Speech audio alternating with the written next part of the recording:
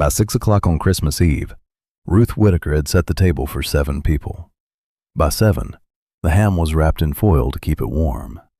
By 8, the potatoes had gone soft around the edges, the green beans had lost their color, and the little bowl of cranberry sauce still had the silver spoon sticking out of it, untouched. By 9, Ruth stopped pretending she was not waiting.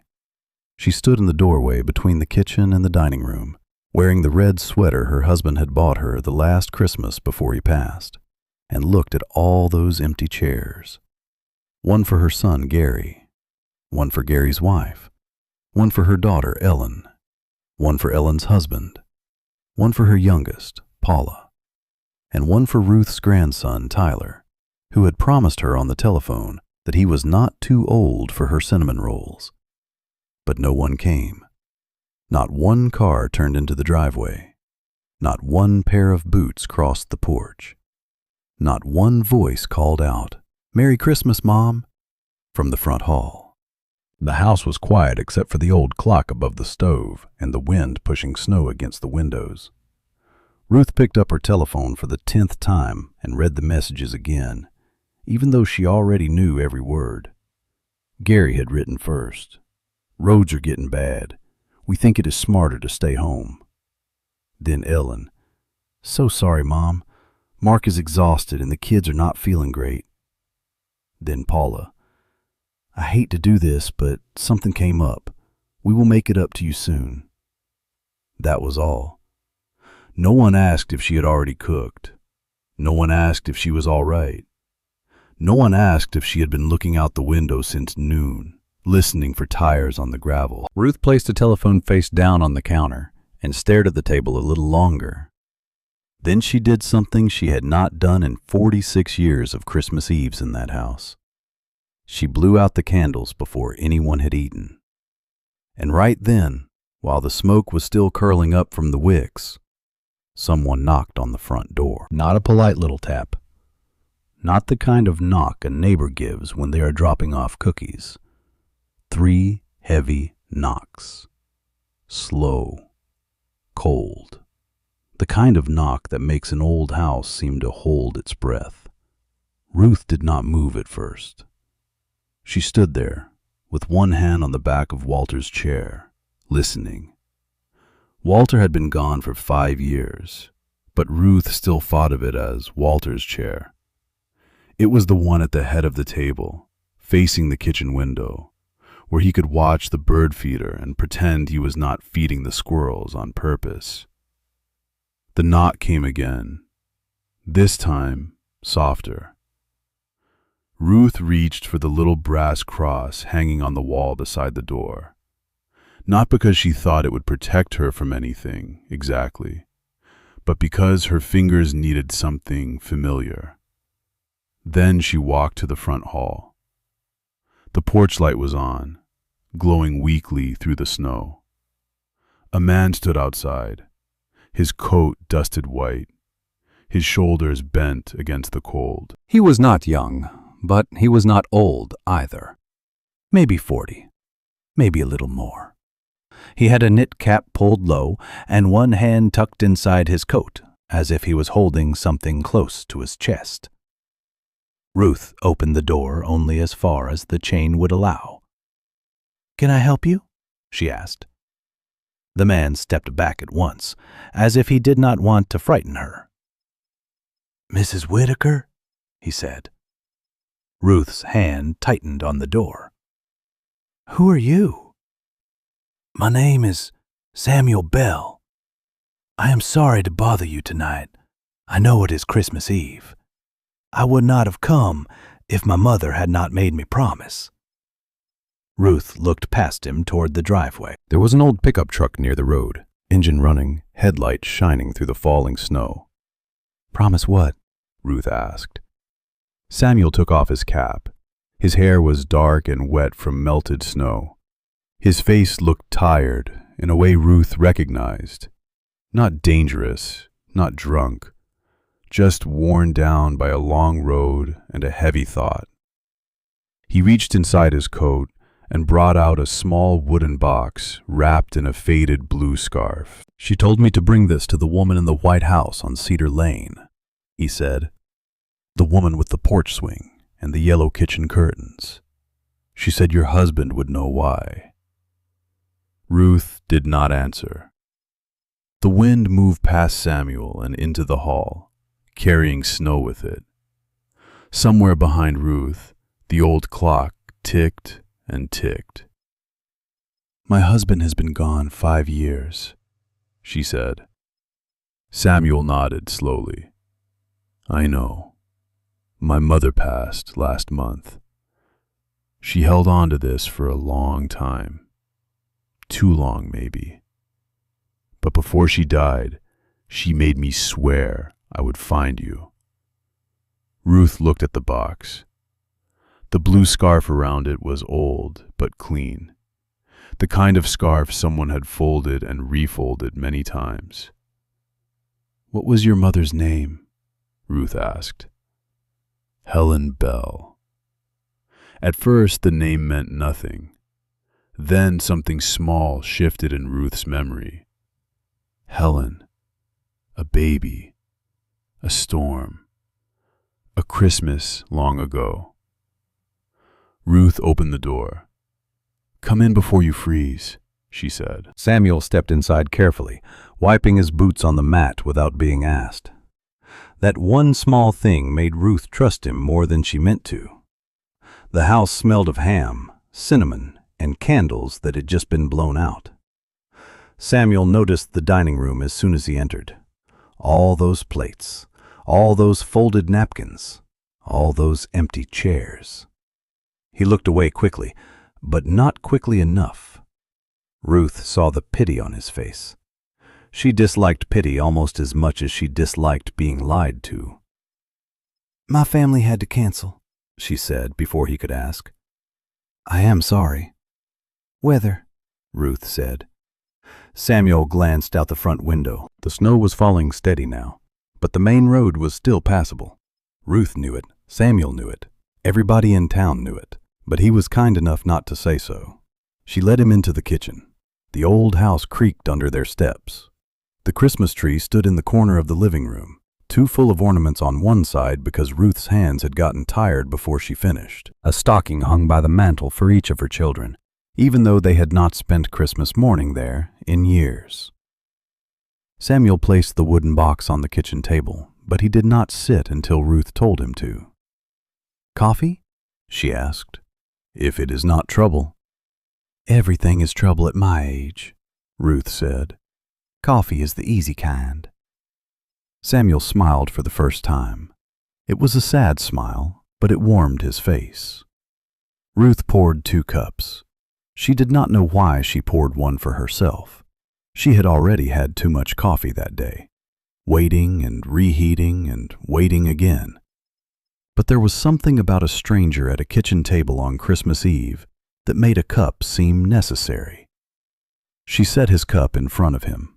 Now, she said, sitting across from him, tell me about your mother. Samuel looked down at the wooden box. She did not talk much about her early years, not until near the end.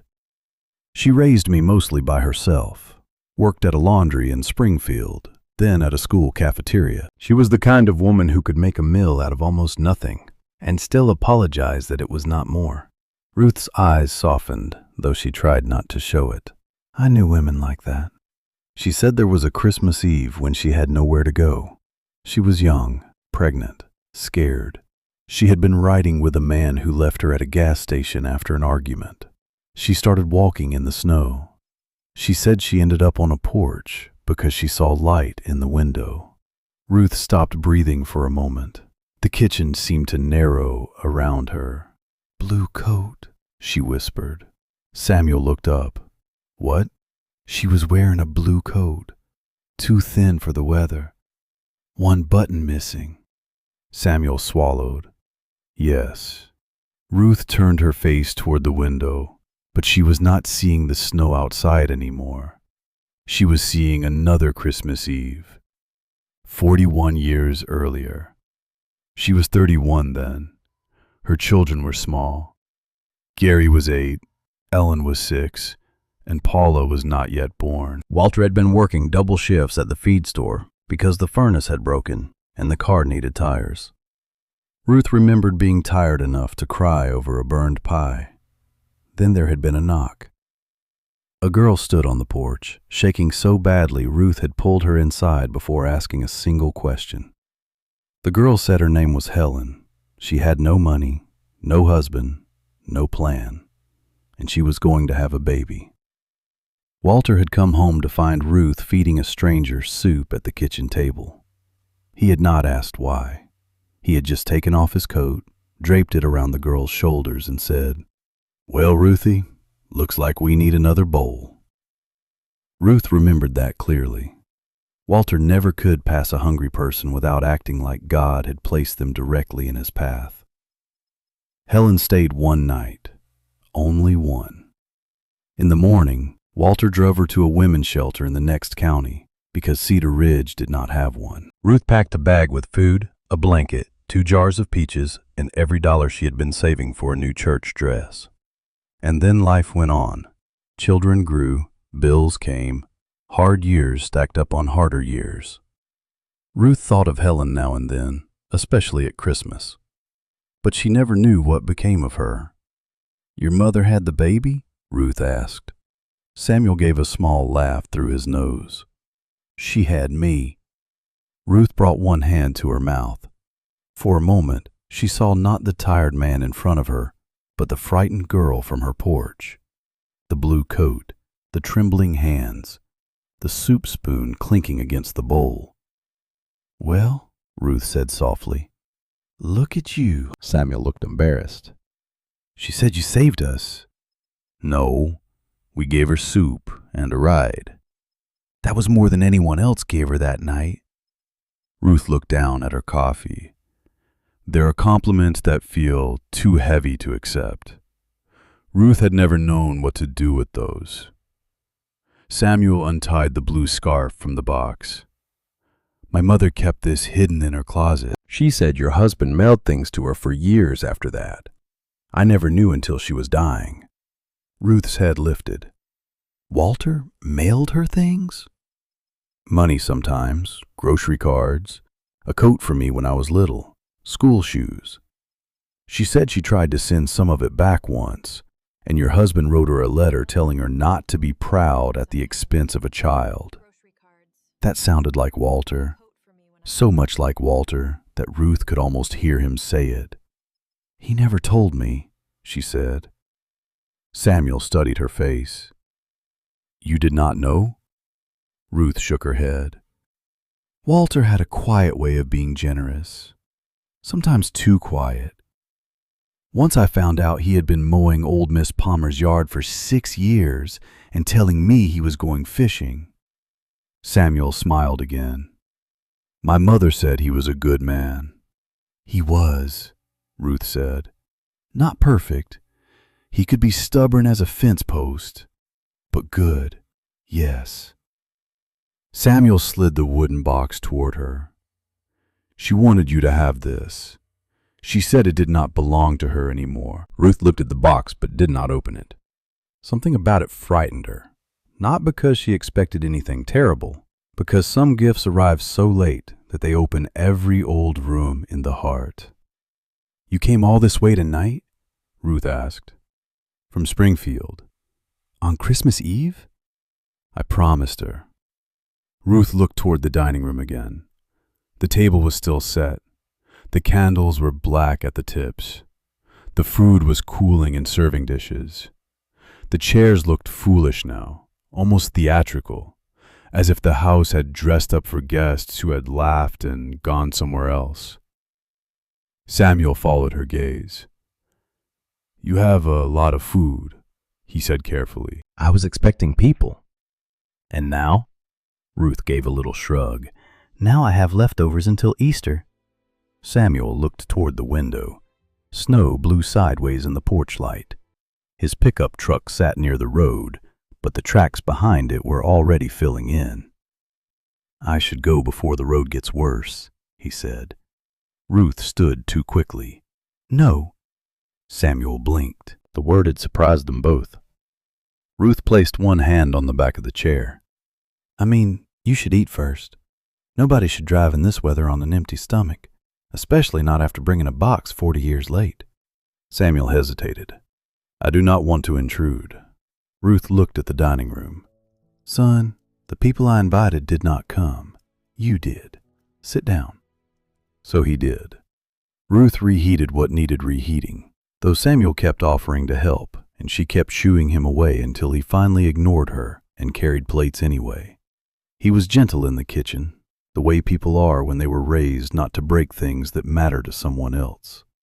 They sat at the dining room table, Ruth at one end and Samuel at the other, with 5 empty chairs between them. At first, neither of them said much. Samuel ate like a man who had forgotten lunch. Ruth watched him take a second helping of potatoes and felt something unclench in her chest. There are few sorrows that good food can fix, but there are many sorrows good food can sit beside. After a while, Samuel pointed at the chair nearest Ruth. Was that your husband's? Yes. Do you still set a place for him? Ruth almost said no. Then she looked at the chair and sighed. Only in my head. Samuel nodded, as if he understood. My mother used to do that. Set a glass of tea by the window, even after my grandmother died. Said some habits are not for the person who is gone. They are for the person who remains. Ruth smiled faintly. Your mother sounds like someone I would have liked. She liked you, Samuel said, for 41 years. That was when Ruth's eyes filled. She tried to hide it by reaching for her napkin, but Samuel saw. He looked away, giving her the kindness of privacy. It had been a long time since anyone had told Ruth she mattered beyond what she could cook, remember, sign, pay, or give away. Her children loved her, she believed that, but lately their love had become busy, efficient, scheduled between other things. They called while driving. They visited with one eye on the clock. They asked about her pills, her gutters, her will, her balance, her knees. They did not ask if she was lonely. Maybe they did not want to know. After dinner, Ruth cleared 2 plates and left 5 clean ones on the table. She did not have the heart to put them away. Samuel carried dishes to the sink. You really do not have to, Ruth said. My mother would haunt me if I sat while a 72-year-old woman washed my plate. 72 is not ancient. No, ma'am, but Christmas ham is heavy. Ruth laughed. It startled her. The sound filled the kitchen like something that had been locked in a cupboard. Samuel grinned, and for one strange moment, Christmas Eve felt less like a disappointment and more like a detour. When the dishes were done, Ruth finally carried the wooden box to the living room. Samuel followed, but stayed standing until she waved him toward Walter's chair. Sit, she said. Are you sure? Walter likes strangers. You will not offend him. Samuel sat. Ruth placed the box on the coffee table. The Christmas tree lights reflected on the old varnish. The box was plain, made of dark wood, with a brass latch that had gone dull with age. Do you know what is in it? Ruth asked. Samuel shook his head. My mother said it was not mine to open. Ruth ran her thumb over the latch. Her hands were not as steady as they used to be. Inside was a bundle of letters tied with twine, a small photograph, a folded handkerchief, and an envelope with Ruth's name written across the front in Walter's handwriting. Her name, Ruth. Not Ruthie, as he had called her when he was teasing. Not Mrs. Whitaker. Just Ruth. The way he wrote it on birthday cards and grocery lists, and the little notes he used to leave on the refrigerator. Ruth picked up the envelope. Her throat tightened so hard she could not speak. Samuel leaned forward. I can step outside if you want. No, Ruth said. If my husband sent this through your mother, then maybe you are supposed to hear it too. She opened the envelope carefully, as if the paper itself might bruise. The letter inside was dated 7 years before Walter died. Ruth knew that year. It was the year he had started getting tired for no reason. The year he said he was fine so many times that she finally stopped believing him. She unfolded the page. The handwriting wavered a little, but it was his. My Ruth, if this letter has found its way back to you, then Helen kept her promise better than I deserve. Ruth pressed her lips together. Samuel bowed his head. She kept reading. There are things a man should tell his wife while he is sitting across from her, not after he is gone. I know that. I also know you will be angry with me for hiding this, and you have every right to be. But I need you to understand why I did it. Ruth looked up for a second. The tree lights blurred. Walter had always started hard confessions that way. I need you to understand.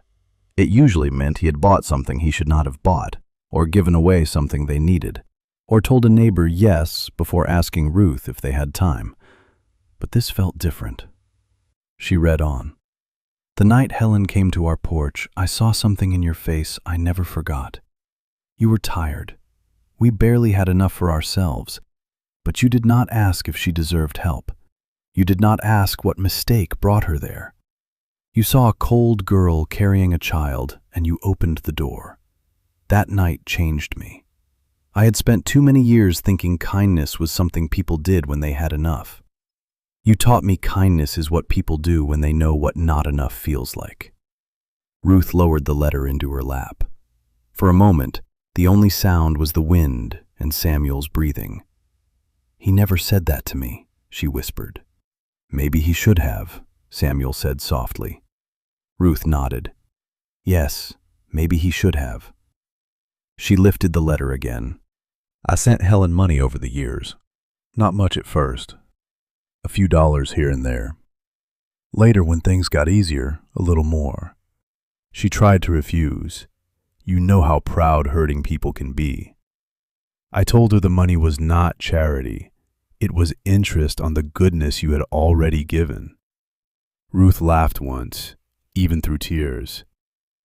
That sounds like him. Samuel smiled faintly. I also did something else. Ruth went still. When the feed store changed owners, they paid me more than I expected for my share.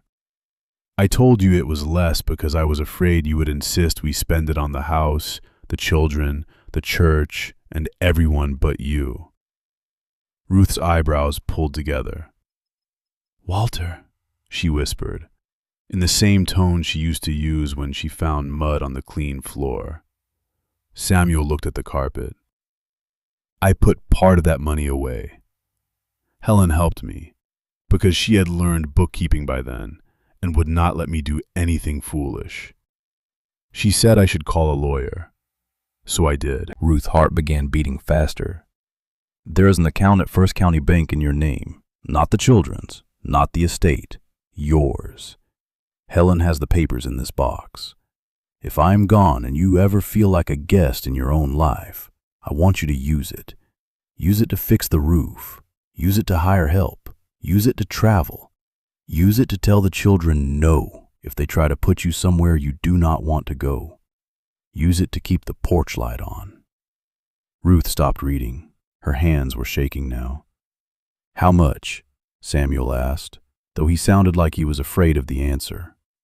Ruth set the letter down and opened the smaller envelope beneath it. Inside were bank papers. Older ones and newer ones, with handwritten notes from Helen Bell, paper-clipped to the front. Ruth read the number twice before she understood it. It was not a fortune by the standards of people who used words like portfolio and investment. But to Ruth, it was enough to change the weight of every morning, enough to repair the roof, enough to replace the furnace, enough to hire someone to clear the snow, instead of pretending she could still do it herself. Enough to stop being afraid every time the mailbox held a bill. Enough to breathe. She covered her mouth with one hand. Samuel looked away again. He wanted you safe, he said. Ruth looked at Walter's chair. He wanted to win an argument after dying. Samuel laughed, surprised. Ruth laughed too, and then she cried. Not quietly. Not politely. She cried the way a person cries when the hurt is old and the kindness is late, and both arrive together. Samuel did not move toward her. He did not touch her shoulder or tell her not to cry. He simply sat in Walter's chair and let her have the room. After a while, Ruth folded the letter and pressed it to her chest. "My children do not know about this," she said. "No." "They have been telling me I should sell the house." Samuel's face changed. Not anger exactly, recognition. "For how long?" "Since last spring. Gary says it is too much for me." Ellen says she worries. Paula says she cannot keep driving out here every time something breaks, though she has driven out here twice in 8 months. Samuel said nothing. Ruth looked toward the dining room, where 5 clean plates still waited for people who had not come. "They talk about assisted living like it is a vacation brochure," she said. "Activities, meals, no stairs, no worries. They do not say what they really mean." "What do they mean?" Ruth's voice was small. "That I would be easier somewhere else." Samuel's jaw tightened. Outside, a gust of wind struck the house hard enough to rattle the windows. The lights flickered once. Ruth looked up. "Oh no." The furnace made a low, tired sound from the basement. Then silence. Samuel turned toward the hall. "Was that the heat?" Ruth closed her eyes. "It does that when it wants attention. Has someone looked at it?" "Walter used to." That answer said enough. Samuel stood.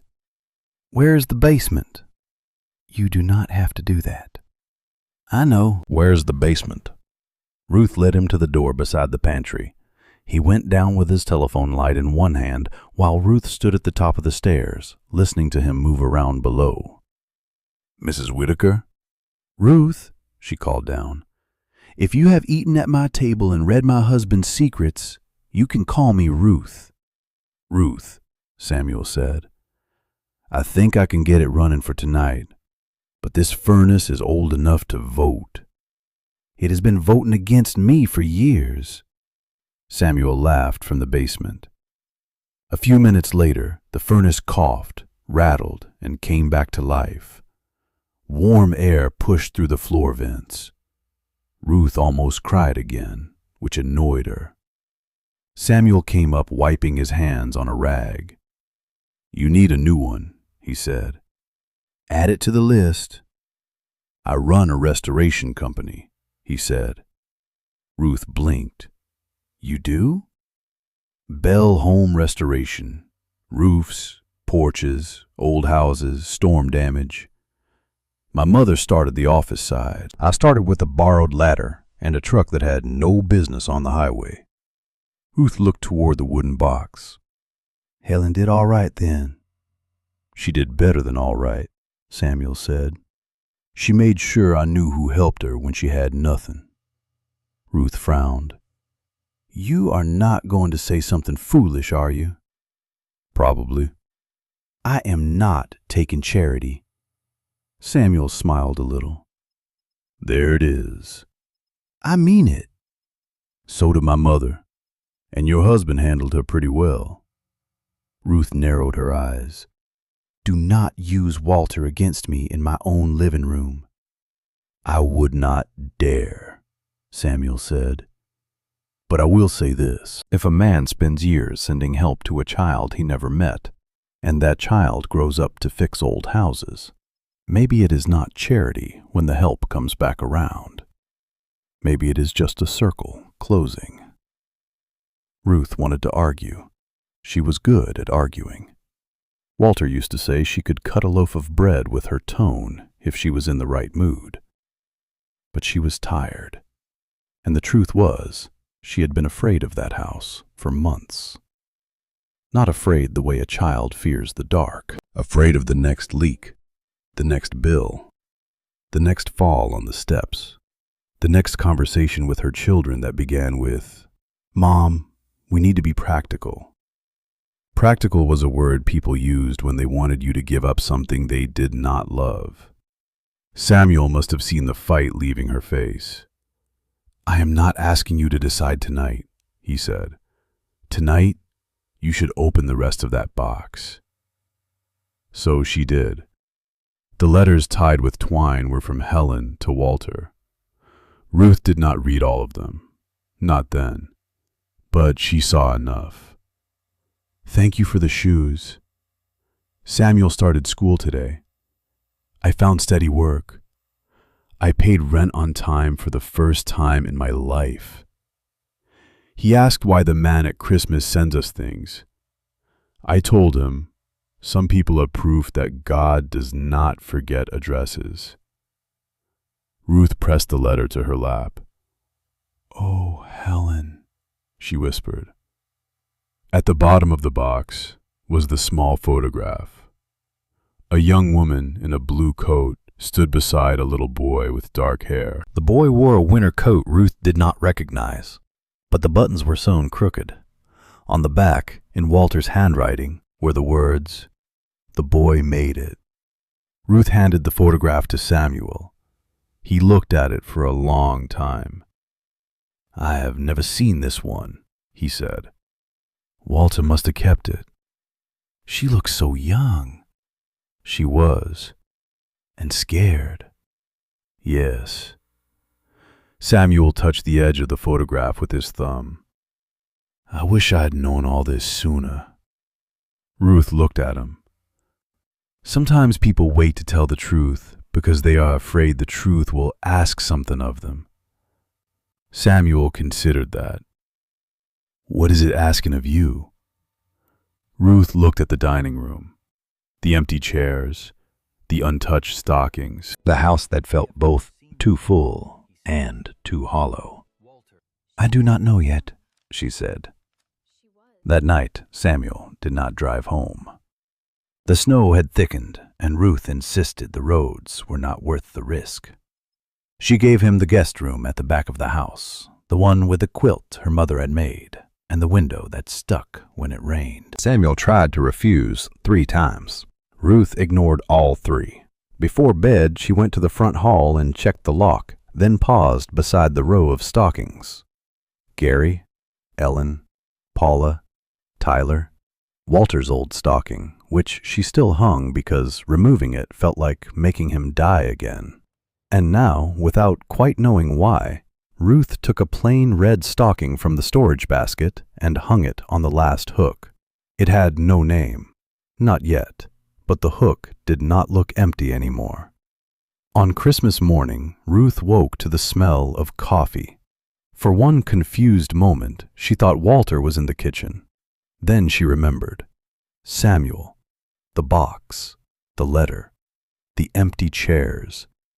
She put on her robe and found him at the stove, badly burning toast and looking guilty.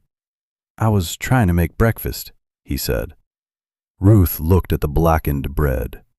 "Were you angry at it?" He laughed.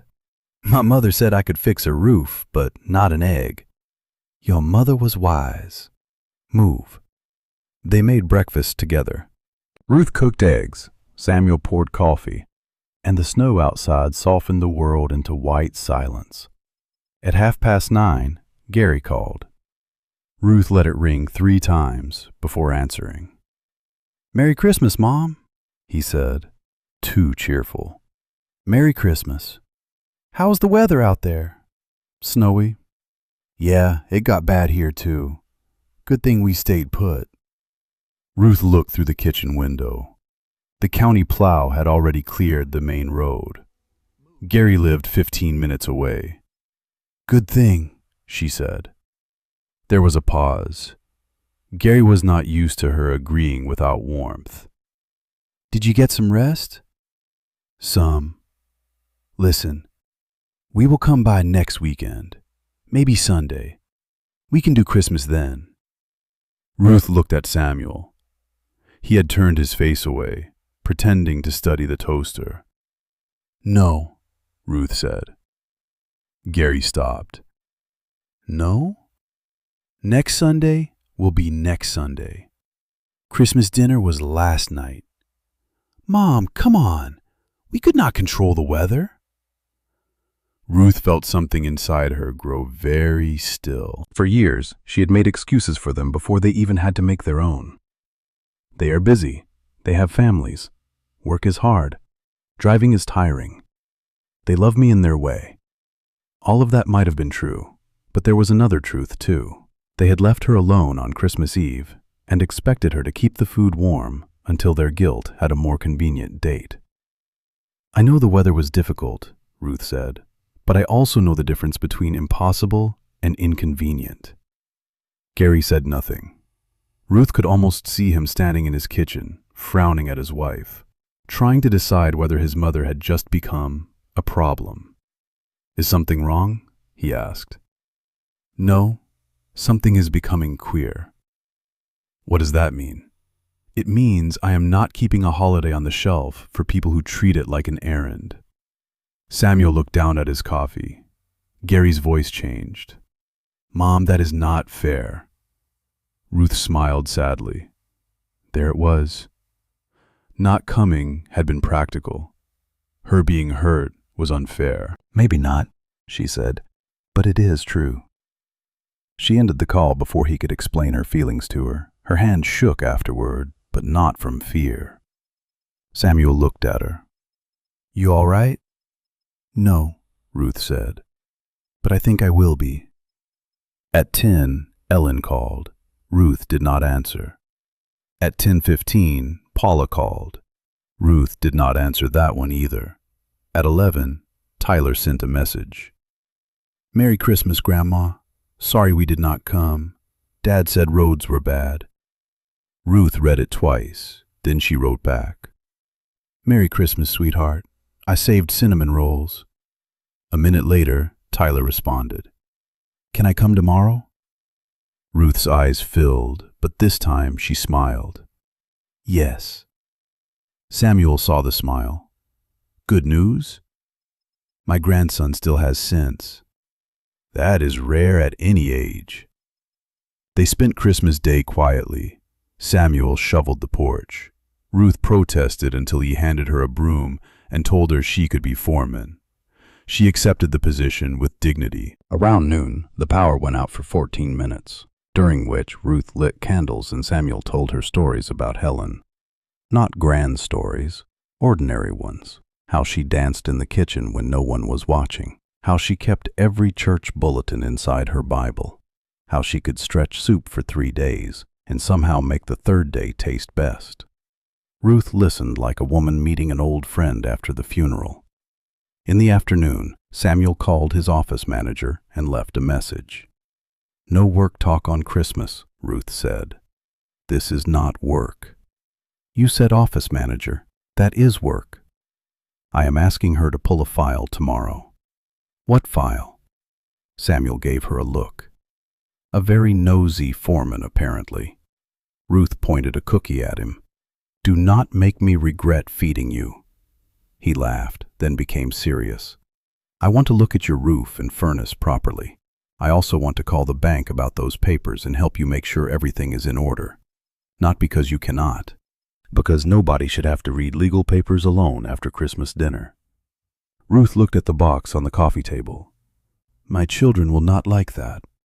Why? Because people who expect to manage you do not enjoy discovering you have options.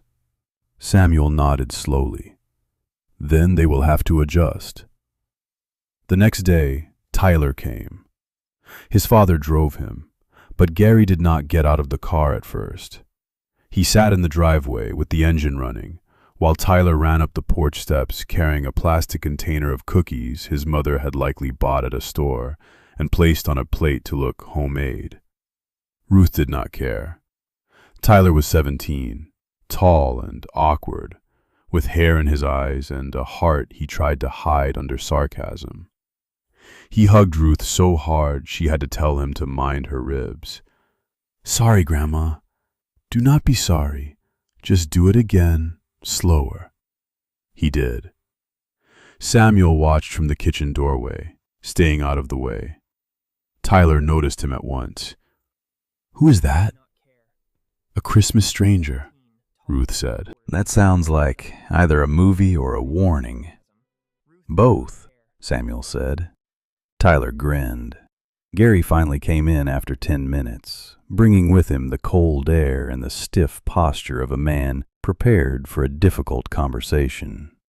He looked at Samuel, then at the extra mug on the table, then at the wooden box. "Mom," he said slowly, "can we talk?" "We are talking. Privately." Ruth looked at Tyler. The boy's smile had faded. Then she looked at Samuel. He stood as if to leave, but Ruth lifted one hand. "No, anything that needs to be said today can be said politely in this kitchen." Gary's face tightened. "I do not know what is going on, but Ellen said you sounded upset yesterday." "I was upset." "Because we could not come." "Because you chose not to come and called it could not." Tyler looked down at the table. Gary opened his mouth, closed it, then saw the bank papers near the box. His eyes moved too quickly. Ruth saw it. A mother sees things in her grown children they believe they have outgrown revealing. "What are those?" Gary asked. "Papers your father left for me." "Dad?" "Yes." Gary took one step closer. "What kind of papers?" Ruth folded her hands on the table. "The kind that mean I will not be selling this house because other people are tired of worrying about it." Gary's face flushed. "Mom, that is not fair. We are worried because this house is falling apart." "Parts of it are. You cannot handle it." "I do not have to handle it alone." Gary looked at Samuel. "And he is handling it?" The words came out sharper than he intended. Samuel did not answer. Ruth did. "He is helping me understand what your father arranged. That is all." "You barely know him." "Your father knew his mother. Sometimes that is enough to begin." Gary laughed once, without humor. "This is exactly why we worry. A stranger shows up, and you are showing him financial papers?" Tyler looked up. "Dad." Gary ignored him. "Mom, do you hear yourself?" Ruth looked at her son for a long moment. She remembered him at 8 years old, crying over a dead sparrow. She remembered him at 12, pretending not to need a hug after Walter scolded him. She remembered him at 20, loading laundry into his car and promising he would come home every Sunday. Then she looked at the man in front of her, busy, worried, impatient. Not cruel, maybe, but careless. And sometimes carelessness cuts almost as deep. "Gary," she said, "last year, when the porch step broke, I called you. Do you remember what you said?" He looked confused. "I do not know." "You said, 'Can it wait until the weekend?' I was at work." "It did wait. I fell on Thursday." Tyler's face changed. Gary went pale. "You never told me you fell."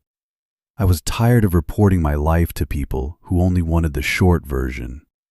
The kitchen went silent. Ruth continued, gently but firmly. "I know you think you have been protecting me. Maybe part of you has, but another part of you has been trying to make my life fit into the space you have available for it. And I'm telling you now, that space is too small." Gary looked down.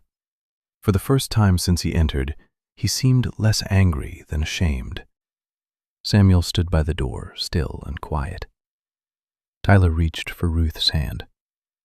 "Grandma," he said softly, "why did you not say something?"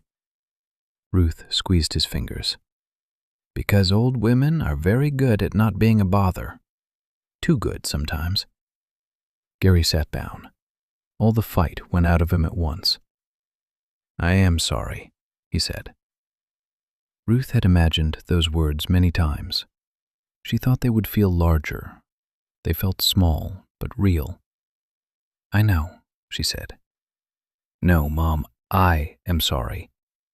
About Christmas, about the calls, about the house. I thought if we could just get you somewhere easier, then everything would be safer. Safer for whom? Gary looked at her. He did not answer quickly. That was the first honest thing he had done all morning. Maybe for me, he said, so I would not have to worry. Ruth nodded. That is a start. Ellen arrived an hour later. Paula came after lunch. Neither planned to stay long, but both stayed because something in the house had shifted, and they could feel it. It was not Samuel, though they looked at him with suspicion. It was not the money, though once they learned of it, their relief and embarrassment tingled together in ways none of them knew how to name. It was Ruth. She sat in Walter's chair that afternoon, not because she wanted to take his place, because for the first time in years, she felt she had a place of her own. The children listened as she read parts of Walter's letter aloud.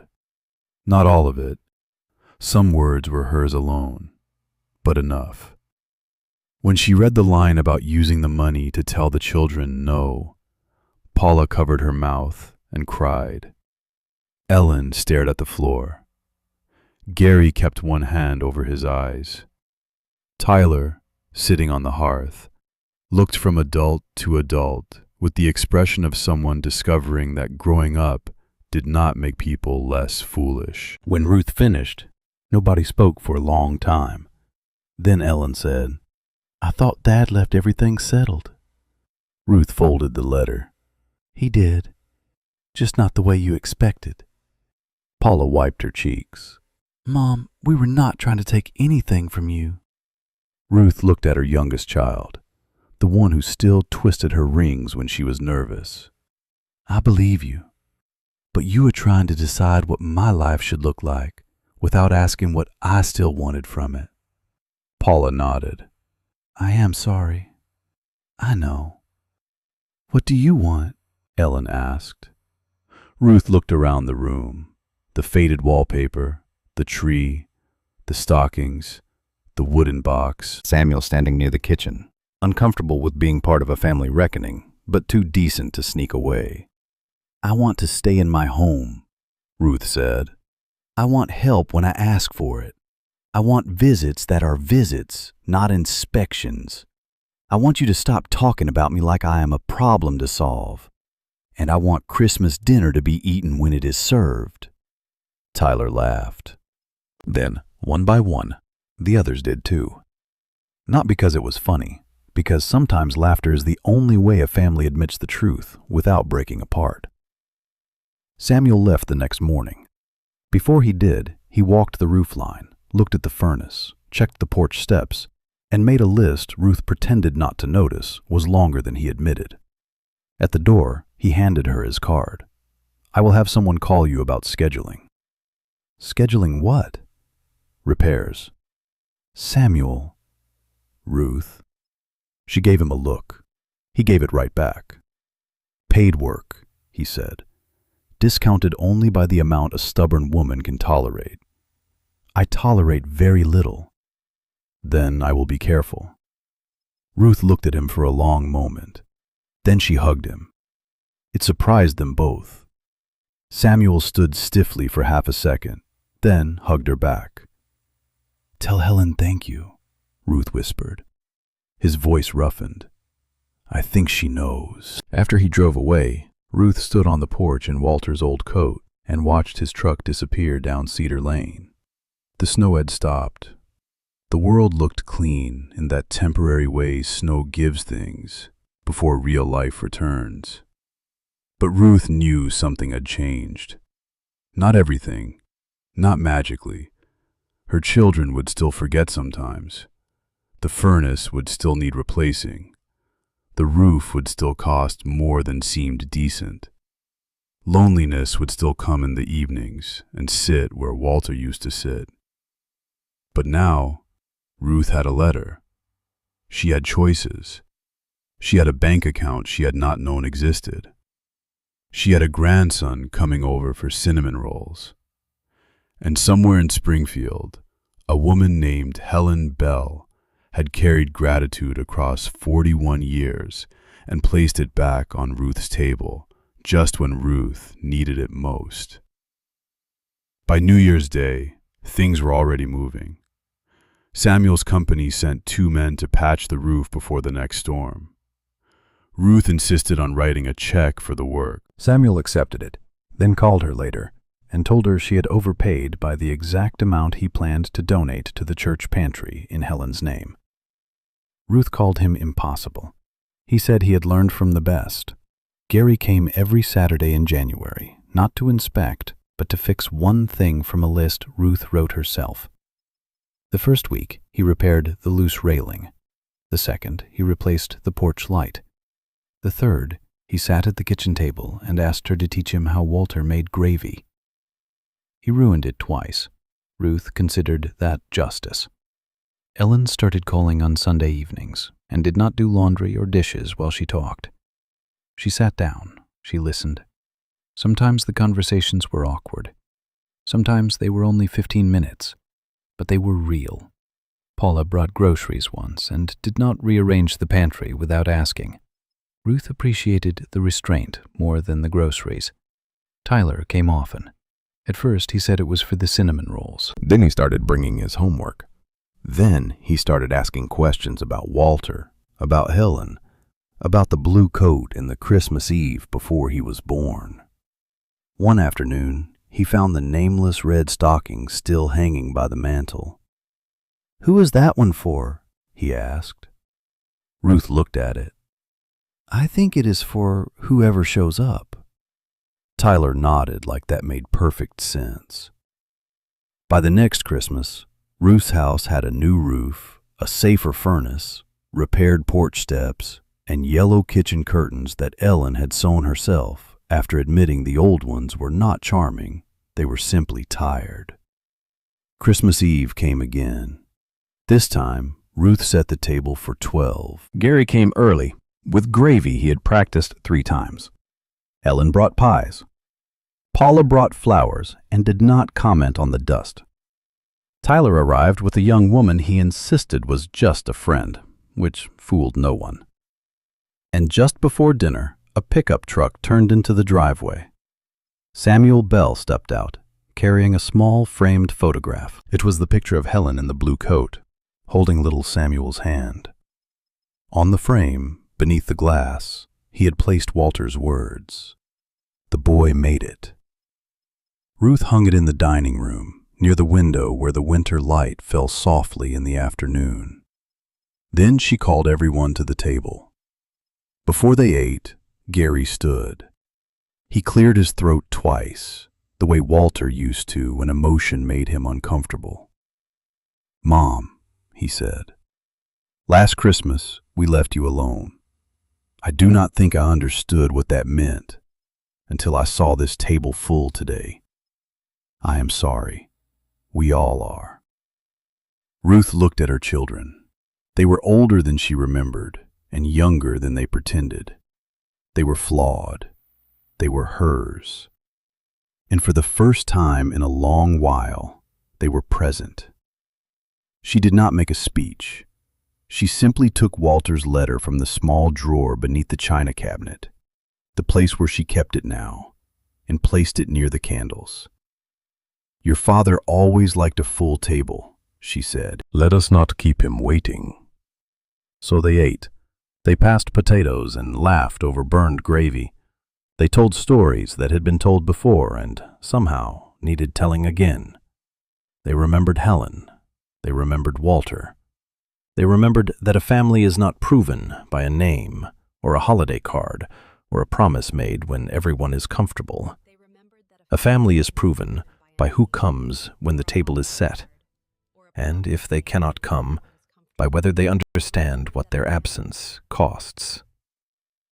Later that night, after everyone had gone and the house had settled into its old familiar quiet, Ruth stood by the front window. Snow had begun to fall again. Not hard, just enough to soften the fence posts and gather on the porch rail. The road beyond the yard was dark. The porch light was on. For years, Ruth had thought Christmas was about keeping traditions alive after people disappeared from them.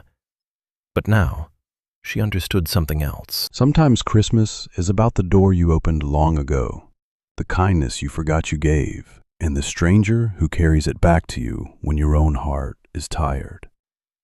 She looked at the empty hook beside the mantel, where the nameless red stocking had hung the year before.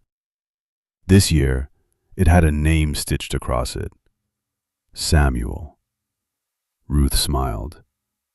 Then, she turned off the kitchen light, left the porch light burning, and went to bed in the house her husband had wanted her to keep. Because in Mabel Creek, the truth does not always arrive with thunder. Sometimes it comes through snow. Sometimes it comes in a wooden box.